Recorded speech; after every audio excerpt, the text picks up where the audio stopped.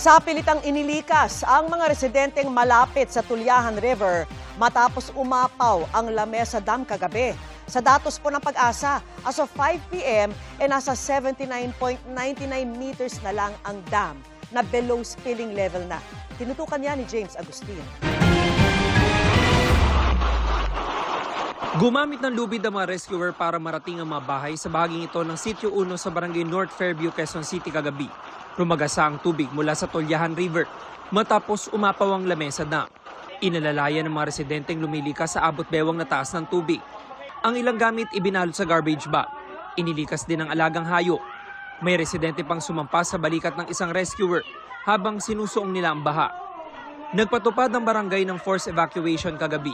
Hapon pa lang daw pinalilikasan nila ang mga residente, pero may ilang inabot na ng baha. Ito yung pinakamababang lugar na kapag nag-overflow po ang Lamesa Dam, nagiging normal ang pagbaha dito. Pero pagka ganito po na may enhance sa bagat, lalo kapag mayroong mga malalakas na bagyo, kapag nag-overflow itong Lamesa Dam, automatically po sa instruction na rin ng ating local government, UCDR Remo, na nagpapatupad po tayo ng preemptive evacuation hanggang sa forced evacuation. Sa North Fairview High School, lumikas ang nasa 141 pamilya, katumbas sa mahigit 400 individual mula sa Sitio 1 at Astor Street.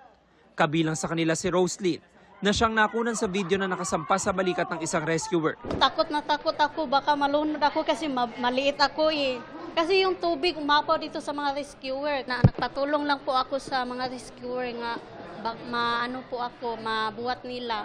Marami naman ang nag-preemptive evacuation, gaya ni Emma kasama ang bagong silang na apo. Pumasok na yung tubig po sa sa bahay po namin, kaya baka matrap kami. Habang maaga pa, inilikas ko na po ito pong apo ko para masave po kami.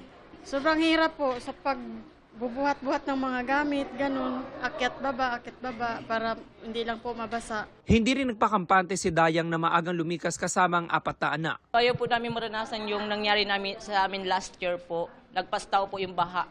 Kaya linikas na lang po namin yung anak namin. Mga bata po, inuna po namin mga bata at sa mga gamit po, kailangan po yung mga importante. Alas 11 kagabi, lubog pa rin sa tubig ang unang palapag ng mga bahay sa Sitio 1. Apektado ang nasa 80 bahay nang baha na umabot sa 5 talampakan ng taas. Kaninang umaga humupa na ang baha. Naging abala ang mga residente sa paglilinis sa mga putik na iniwan nito. Nalubog din sa tubig ang ilang gamit. Kada ulan po, ganyan po. Nangangambo po kami na pasukin po kami ng tubig dito sa loob. Kaya po kami, umakit po kami sa taas. Malimit po yun. Hanggang dibdib po dito kagabi sa loob. Tapos yung mga ibang gamit namin nabasa. Inanod yung iba. Kaya mga ilang peraso damit lang nailigtas namin. Mabilis kasi yung tubig kagabi. Sobrang hirap po kasi halos taon-taon po talagang nararanasan namin yung pagbaha. James Agustin, Nakatutok, 24 Oras.